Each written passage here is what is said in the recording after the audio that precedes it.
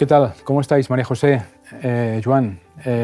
Una lección importante, interesante. ¿Qué tal? ¿Habéis encontrado muchas dificultades? Muy bien, Joan, sí. Es un tema profundo, ¿eh? Es muy profundo y es un estudio que vamos a estudiar por la eternidad. Así es que tiempo tendremos. Mientras tanto, seguimos investigando sobre la redención. Yo voy a contestar tu pregunta a medias. En lugar de irte como me ha ido el estudio, sí que quiero decir que nosotros hace muchos años que nos conocemos y nos queremos y somos amigos y compañeros, pero yo creo que estar estudiando juntos la palabra y compartirla nos está uniendo cada vez más.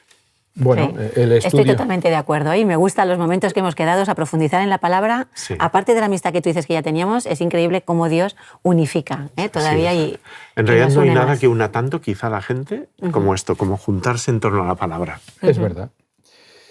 Esta semana digo que hablamos sobre el tema de educación y redención. ¿Qué relación hay entre educar y redimir?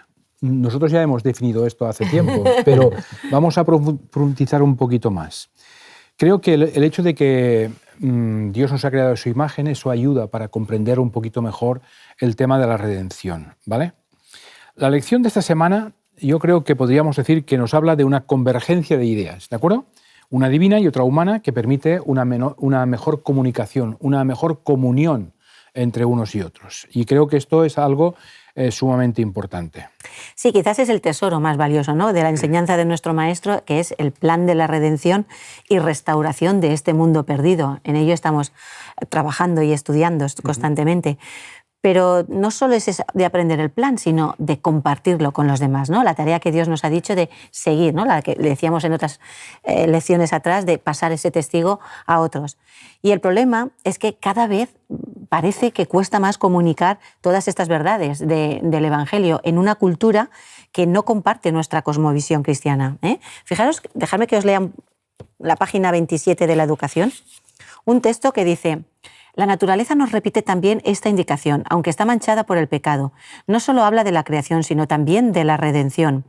Y fijaros que esto es una parte que me gusta mucho, porque parece que la redención no la encontramos solamente en una parte teórica, sino también en toda la naturaleza queda plasmada que hay una redención. Los árboles se despojan de las hojas, solo para vestirse de nuevo del verdor. Las flores mueren para brotar una nueva belleza, y en cada manifestación del poder creador se afirma la seguridad de que podemos ser creados de nuevo en justicia y santidad de la verdad. La naturaleza llega a ser para nosotros mensajeros también de esperanza. Es increíble, ¿eh?, que incluso la naturaleza, que también sufre de apartarse de Dios del pecado, nos está mostrando que hay una redención. Unas hojas mueren, pero para dar vidas otra vez. Y esto es lo que trabajamos y hemos trabajado un poquito en esta lección y que vamos a ir poco a poco desglosando. No, es verdad eso. Lo que pasa es que yo había pensado en un ejemplo. Cuando tú quieres a veces testificar de la palabra de Dios y buscas a un amigo, ¿verdad? Buscas un amigo y le dices, mira, Dios envió a su Hijo para morir por nuestros pecados. Se lo dices bien dicho, ¿vale? Y a un amigo que te quiere, que tienes buena relación. Y le dices, Jesús es el camino, la verdad y la vida. Pronto te das cuenta de que el amigo ve a la Biblia como una recopilación de mitos ya superados, y que utiliza los argumentos que tú aportas, tanto los filosóficos como los biológicos, como los sociales, lo que sea, para desacreditar justamente los argumentos bíblicos que tú presentas, ¿vale? Él lo hace de esta manera.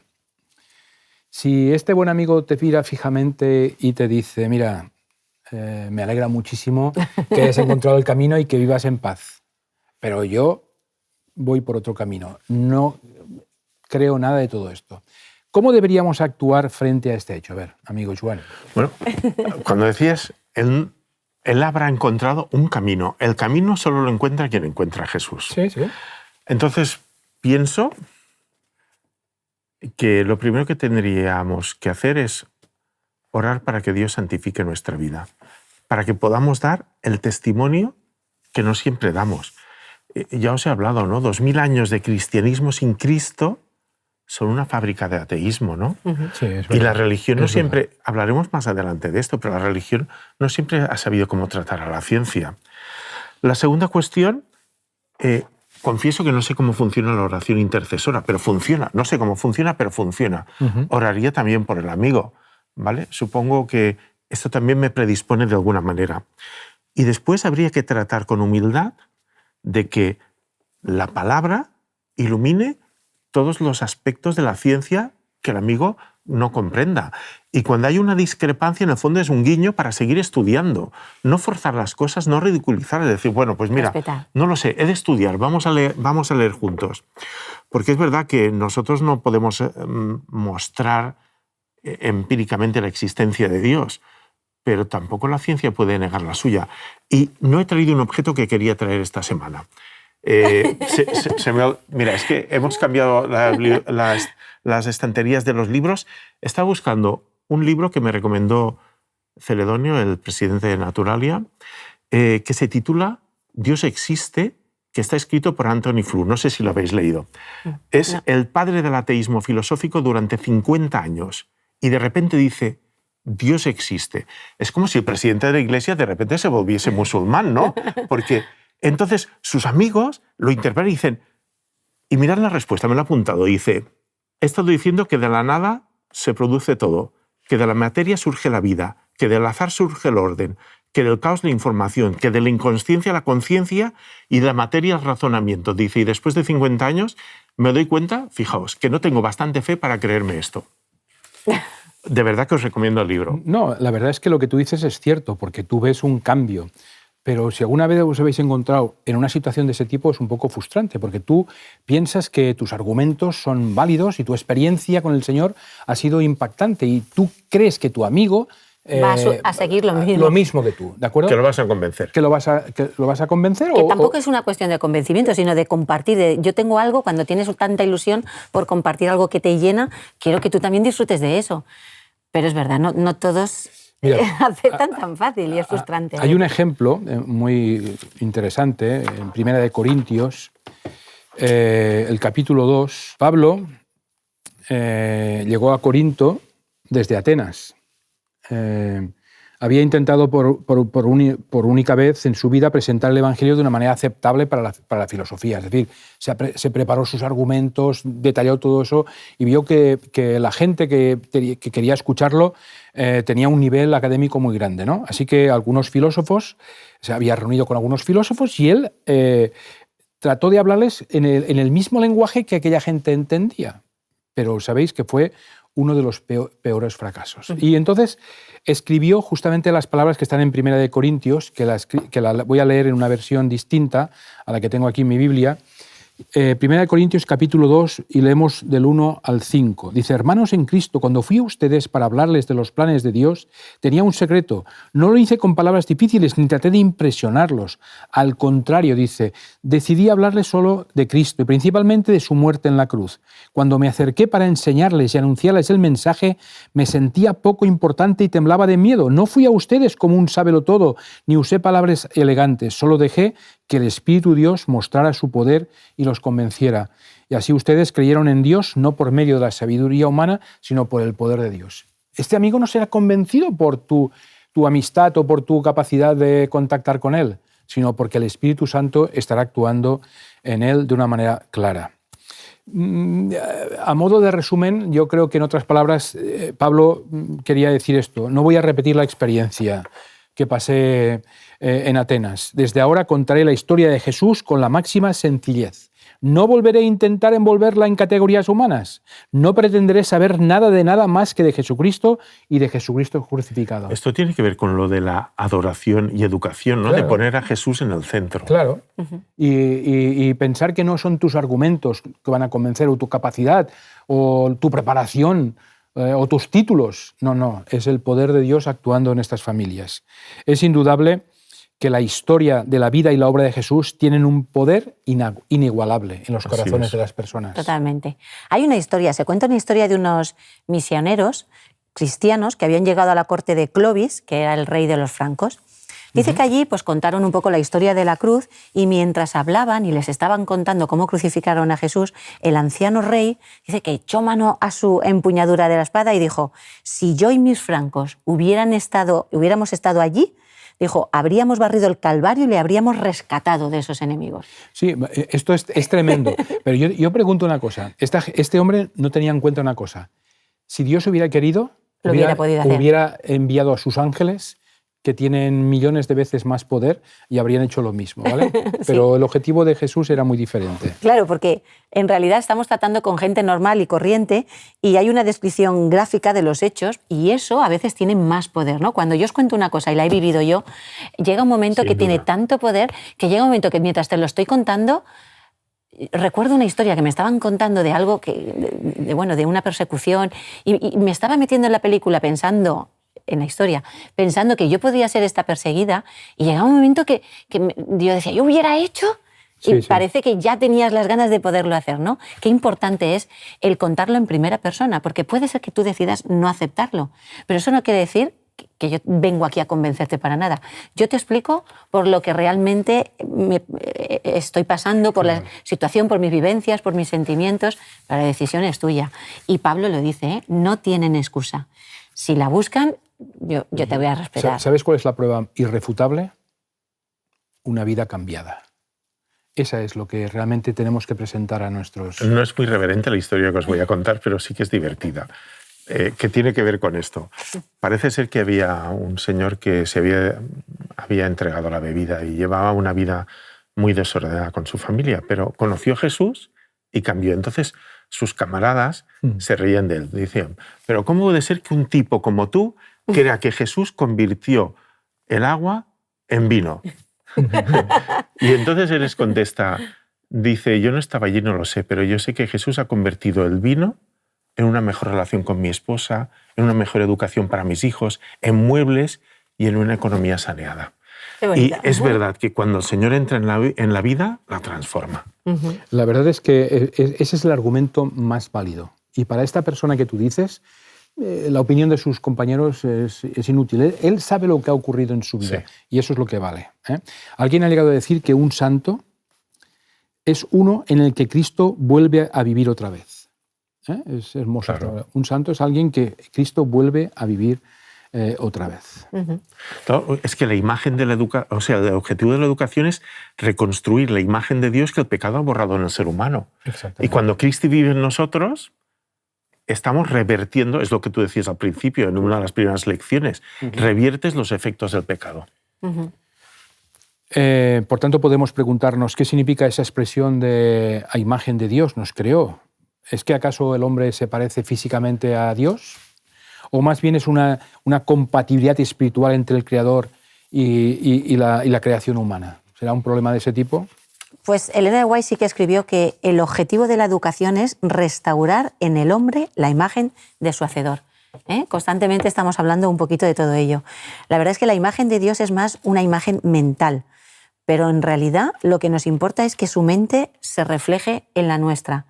Y esa es la enseñanza, ¿no? Porque al fin y al cabo es un don de Dios y lo que tenemos que seguir haciendo. Ya hemos hablado mucho de ese tema, pero que antes de la caída el hombre fue creado a imagen de Dios, eso nadie lo pone en duda, ¿no? Pero ¿y después? Mirad, hay un texto que me ha gustado mucho. No sé qué opinaréis, no sé si es un poco forzado. En Génesis, el capítulo 5, el versículo 1 y el versículo 3. Dice, lista de los descendientes de Adán. El día en que Dios creó al hombre lo hizo a semejanza de Dios. Esto es el reflejo del Génesis 1, 26 y 27. ¿Vale? Los creó hombres y mujer, el día en que fueron creados los bendijo y los llamó Adán. Y versículo 3, mirad, no sé qué opináis. Adán tenía 130 años cuando le nació un hijo a su semejanza, conforme a su imagen lo llamó Set. Es decir, de la misma imagen que Dios había creado a Adán y Eva. Por lo tanto, da la impresión que Dios nos ha creado con esta imagen ¿no? antes y después. Es decir, que ahora seguimos siendo creados a imagen de Dios. Y haciendo un paréntesis, no sé si nos damos cuenta, cuando nosotros tenemos un hijo, lo primero que nos preguntamos es, ¿cómo será, no? Cuando nace, ¿a quién se parece? ¿Qué es? Porque buscamos nuestra imagen. Entonces, qué bonito que Dios ha querido dar su imagen a sus hijos, ¿no? A Adán y Eva. El problema es que el pecado ha borrado esta imagen en el ser humano y realmente... Hay que restaurarla, para eso está la redención. Claro, y cuando nos pida a nosotros, también sería legítimo que pensasen en qué te pareces a tu Padre Dios, ¿no? Claro. Claro, sería bueno. Este es el gran reto. Nosotros ahora no estamos en presencia de Dios como estaban Adán y Eva, pero a través de Jesús igualmente podemos acercarnos a Él. Os invito a leer un texto que está en 2 Corintios 4:6. Yo lo voy a leer en esta versión que tengo aquí, a ver qué os parece. Y luego también quiero leer una cita de Elena White. Bueno, dice 2 Corintios 4:6. Tengo. Sí, pero me espero un poquito porque por eso que pasa, que si ves un matiz distinto para que lo podamos comentar. Dice, porque Dios, que mandó que de las tinieblas resplandeciese la luz, es el que resplandeció en nuestro corazón para que podamos conocer la gloria de Dios que brilla en el rostro de Cristo. Nosotros podemos conocer a Dios viendo la gloria de Dios que brilla en el rostro de Cristo. Y en una vida consagrada nuestra, los demás pueden vislumbrar de alguna manera, en la medida que permitamos que el rostro de Cristo se refleje en nosotros, pueden conocerlo también. Por eso la cita aquella que os decía del libro de la educación dice, en el sentido más elevado, la obra de la educación y de la redención son una, pues tanto en la educación como en la redención nadie puede poner otro fundamento fuera del que está puesto, el cual es Jesús, por cuanto agradó al Padre que en él habitase toda la plenitud. Por eso educar es redimir. Exactamente. El plan de redención tiene mucho de educativo. Si comparáis un poquito con nuestra labor, hay unos objetivos, hay una secuenciación, una evaluación, una recuperación. Eso te iba a decir. ¿Vale? Nos vale. Recuperación de la recuperación, es decir, también hay suspensos, ¿vale? O necesita mejorar y progresa adecuadamente, hay un poco de todo. Pero esta transformación no se hace mediante un adoctrinamiento, afiliación a ningún club de la Iglesia, sino por la contemplación de la persona de Jesús. Y es que Dios se nos revela a través de Jesús, como hemos dicho. Sí, es verdad. Elena White insiste mucho que es mediante la contemplación de Jesús como nuestra vida será transformada, no mediante nuestra fuerza de voluntad, mediante la contemplación. Bueno, ¿os parece que hablemos de Jesús como maestro, un poco de la pedagogía de Jesús? Vamos a tratar de definir un poco cuáles serían los criterios. Primero hay una cita de palabras de Grida del gran maestro que podemos leer. Dice, mirando a Jesús obtenemos vislumbres más claras y distintas de Dios, y por la contemplación somos transformados. Es que es una constante, Elena lo dice siempre. La bondad, el amor por nuestros semejantes llega a ser nuestro instinto natural. Desarrollamos un carácter que será la copia del carácter divino. Esto está en Palabras de Vida del Gran Maestro en la página 289. Bueno, entonces, una primera característica de la educación cristiana sería que señalaría a Jesús como verdadero maestro. Y un cristiano sería aquel que pudiese, de algún modo, reflejar lo suficiente el carácter de Jesús como para llamar la atención de sus alumnos, pero al mismo tiempo tendría que ser lo bastante transparente como para que cuando los alumnos lo miren a él, en lugar de verlo a él, vean a Jesús. Porque ¿qué ganaríamos generando dependencia de nuestros alumnos de nosotros? No, esto sería... Poca cosa. Sería absurdo eso. Oye, María José, mira, Isaías 11, Muy bien. 3 y 5. O sea, el primer punto, porque lo iremos repitiendo, sería que el maestro verdadero reflejaría de algún modo el carácter de Jesús. Vamos a continuar un poquito. Del 3 al 5, Sí. dice, y le haré entender diligente en el temor de Jehová. No juzgará según la vista de sus ojos, ni arguirá por lo que oigan sus oídos, sino que juzgará con justicia a los pobres, y arguirá con equidad por los mansos de la tierra, y herirá la tierra con la vara de su boca, y con el espíritu de sus labios matará al impío. Y será la justicia cinco de sus lomos y la fidelidad ceñidor de su cintura. Fíjate que la educación cristiana antepone el respeto y la prudencia al juicio, lo estructural a lo aparente, lo real a las habladurías, la justicia a las tradiciones, y además siempre se posicionará a favor de los pobres y de las víctimas. Pues hay un texto en 2 de Timoteo que podría redondear lo que estamos comentando, que es en el capítulo 3 y los versículos del 14 al 17. Dice, tú debes seguir creyendo en lo que aprendiste y que sabes que es verdad. Después de todo, conoces muy bien a quienes te lo han enseñado. Recuerda que desde niño has leído la Biblia y que sus enseñanzas pueden hacerte sabio para que aprendas a confiar más en Jesucristo y así seas salvo. Todo lo que está escrito en la Biblia es mensaje de Dios y es útil para enseñar a la gente, para ayudarla, para corregirla y para mostrarle cómo debe vivir. De este modo, los servidores de Dios estarán completamente entrenados y preparados para hacer el bien. Pensad. Bueno, esta tercera clave es como muy clara, ¿no? Un maestro cristiano pondrá la Biblia en el centro. Claro. Y quiero llamaros la atención sobre un hecho. Cuando la gente interpelaba a Jesús, ¿cómo reaccionaba él? Él nunca decía, pues yo pienso, yo creo, el pastor cuando me bautizó me dijo. Él respondía con un contundente, escrito está. Escrito está. Por eso la verdadera educación siempre pone en el centro de toda la enseñanza la palabra de Dios. ¿De acuerdo? Este es el gran objetivo, poner la palabra de Dios, que ella nos dé explicaciones a todas las dudas o pensamientos que podamos tener. Y cuando no las encontremos, tendremos que seguir estudiando y orando. Exactamente, exactamente. Con todo esto, cada vez me queda de resaltar lo importante en la enseñanza de un colegio cristiano y qué responsabilidad tenemos como maestros cristianos y educadores. Deberíamos, como hemos comentado, de tratar con una exquisitez a nuestros alumnos, con una paciencia y acercarnos a ellos, porque si no, este plan de redención que Dios tiene para cada uno va a ser difícil que lo puedan llegar a ver. Ya me da igual que sean alumnos de sobresaliente o de suspenso. Como hemos visto aquí, Dios no hace acepciones. A veces repetimos y seguimos repitiendo. Dios nos va a enseñar todo, pero no solo a los interesados, porque también vino a buscar a los que se habían perdido. Y finalmente, ahí queremos estar todos. A mí me gustaría pedirte, tú has traído un objeto, ¿verdad? No sé muy bien en este programa qué es lo que nos vas a enseñar. Yo tampoco. Porque no hay nada en la mesa. Estoy intrigado. Estoy intrigado, no sé muy bien lo que quieres hacer. Pues mira, dentro de lo que hay es algo que estamos usando constantemente. Hoy ha sido un objeto que para mí es el más importante, ¿vale? Es uno de los más importantes, claro que sí, que es una Biblia. ¿Por qué he traído este objeto?